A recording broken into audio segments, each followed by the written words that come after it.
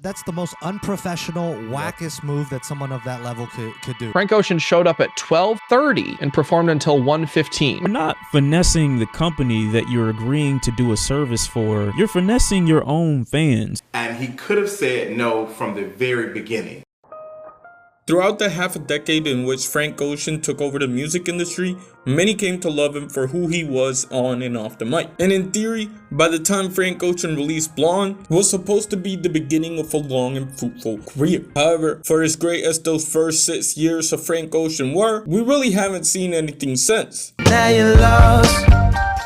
And if you're keeping count, as of August of this year, it will be 8 years since we heard the Frank Ocean album. Frank Ocean fans have been living in a cycle of hope and disillusionment, I'm about to drive in the ocean. with the peak of that dynamic coming in about a year ago, when Frank Ocean was slated to headline Coachella.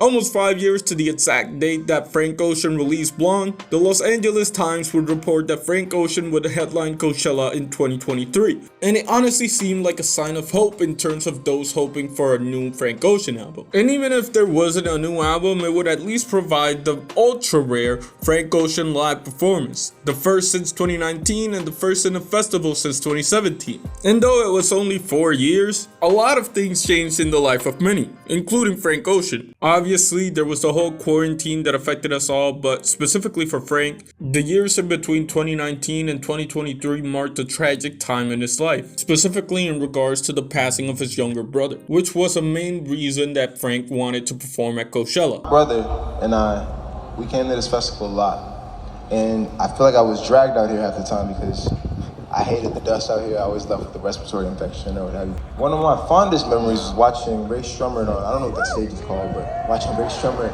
with my brother, and I know he would have been so excited to be here with all of us, and I want to say thank you for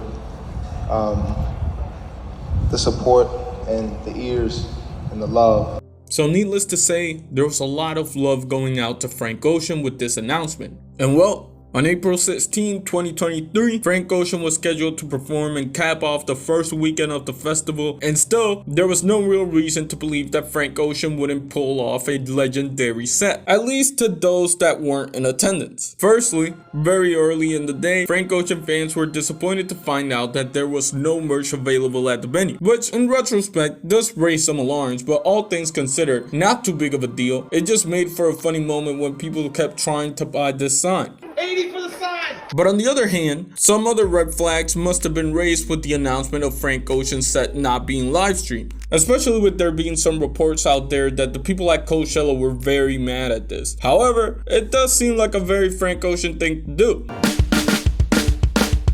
As the time of Frank's performance drew nearer, the anticipation also built up to the point of thousands, if not millions of people hopping on random IGs trying to catch a glimpse of Frank Ocean's performance. But unbeknownst to most of the people waiting is the pure chaos happening behind the scenes, with the original plans for the performance getting thrown right out the window. For those in attendance and those watching at home, you would notice that the first hour of Frank Ocean's performance was taken up by the stage being built. The original plan was supposed to be some ice skaters skating on an ice rink while a whole choreographed routine was going on, and it was going to be pretty cool if everything that I know would have happened as it was planned. However, it's reported that Frank Ocean suffered a leg injury that basically called for the audible. Instead of this big ice rink, the stage was mostly LED screens, which, much to the annoyance of fans in attendance, meant that Frank Ocean was barely visible and you couldn't really see his band either. Regardless of that though, eventually some sound actually started coming through. I think I started something. I got what I want. Frank Ocean opened with Novocaine and everything was great. The crowd was going bar for bar with him. Frank Ocean sounded good. And all of a sudden the beat switches and it this great fucking techno remix of the song.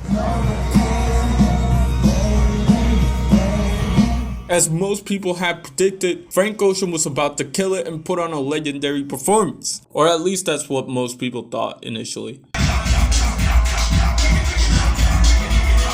What proceeded to happen over the next hour and a half is what most people call a train wreck. Fans were upset because there was really no momentum in terms of song to song because of awkward silences that would take up like 2 to 3 minutes. And furthermore, fans were upset because Frank spent a lot of time not singing. And though I think people would have been cool with that if it was new music, it wasn't. So it kind of created this awkward listening party to songs that are already out type of vibe. And as a result, Frank Ocean became one of the most despised artists for a couple of weeks. I mean, all things considered, this is a black eye to Frank Ocean's reputation in the sense that a lot of people were angry. I mean, Coachella themselves blacklisted Frank Ocean, and I think they still continue to take down footage that happened that night. So if this video gets clapped, it was Coachella. Coachella did it. And all the love that was going into this performance turned into smoke. With one of the main criticisms being that if Frank Ocean wasn't ready or he didn't want to perform, then he should have said no. And in all honesty, personally, I think that the biggest issue here was expectations. When you have a guy that hasn't performed for more than 4 years, hasn't released an album in 6.5 years, I think this was bound to happen. The expectations and the bar that they set for themselves was just too high. And I mean not just the fan, but Frank Ocean himself. Though I do think the big elaborate ice rink sounds fire, I also gotta admit that it's a bit too much for someone who hasn't performed in 4 years.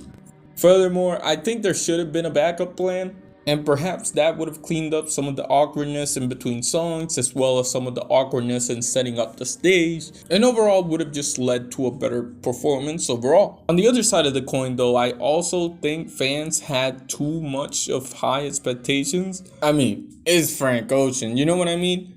Like, I don't know, even if it was a normal Frank Ocean performance, I think there still would have been hate. And I think the whole, if Frank Ocean wasn't ready, he should have said no conversation is also kind of stupid. Mainly because in terms of grief, and in terms of how much that played into the whole performance being quote unquote bad, it's kind of one of those things where you don't know until you know. Like, could it not be that Frank thought he was ready and then realized he wasn't when he got on stage? It's just not as black and white as people present it to be. Especially because some of the criticisms I've heard towards this performance have been kind of like, I get what you're saying, but at the same time, I don't even know if it's a valid criticism. Like, for whatever reason, I heard a lot of criticism aimed towards revamped songs, but honestly, they aren't the worst thing ever in terms of how they sound. I've listened to the Wise Man performance and that shit is cool. And perhaps I'm wrong. Some real shit though, I kind of feel like this is karma for what Frank Ocean fans did to Drake that one time. Anyways, if you want to see that video about Frank Ocean fans booing Drake, I have one of those videos right here. Or it should be on the screen, hopefully. Yeah, shout out to God, shout out to me, shout out to y'all, shout out to Jay Dilla. And I'm gonna let the outro roll now.